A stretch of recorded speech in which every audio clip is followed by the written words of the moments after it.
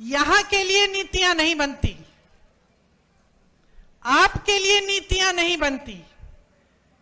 आपके प्रति जो नीतियां बनती हैं वो देश में जज्बातों को उभारने के लिए, राजनीति करने के लिए बनाई जाती हैं। मैं मोदी जी का भाषण देख रही थी, यहां आ रही थी, मैंने सोचा देखूं मोदी जी क्या कह रहे हैं। शायद कटरा का भाषण था।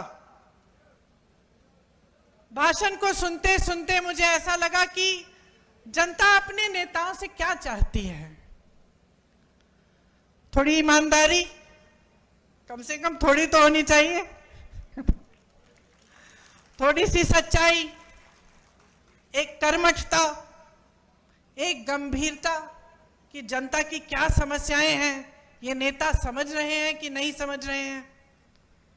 और मुझे उस मोदी जी के भाषण में लगा कि वो गंभीरता ही नहीं दिखी।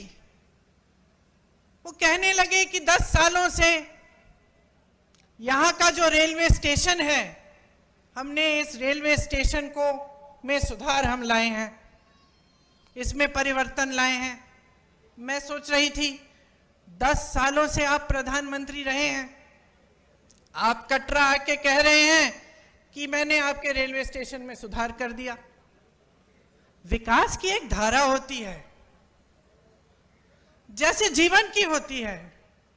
एक समय में मेरी बहनें यहां बुजुर्ग बैठी हैं, वो रोटरी वाले टेलीफोन होते थे, आपको याद है, यूं घुमा के फोन करना पड़ता था।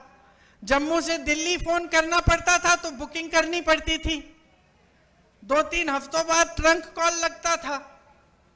आज सबके पास स्मार्टफोन है। परिवर्तन होता है, विकास होता है, रेलवे स्टेशन में सुधार होते हैं।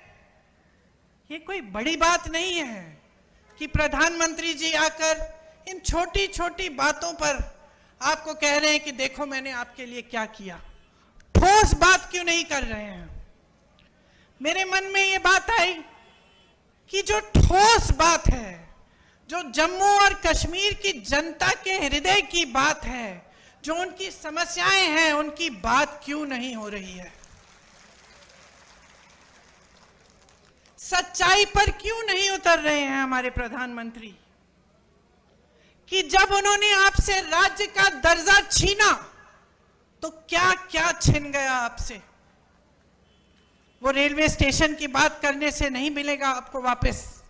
वो ये कहने से कि मैंने जम्मू में आईफल टावर जैसा एक ब्रिज बनाया है, वो आपको वापस नहीं मिलेगा। वो आपका हक था और उस हक के जरिए आपको बहुत कुछ मिलता था। अपने जमीन पर हक, रोजगार पर हक, छोटे कारोबारों को मजबूत बनाने का हक, जो सारा आज आपसे छिन गया है।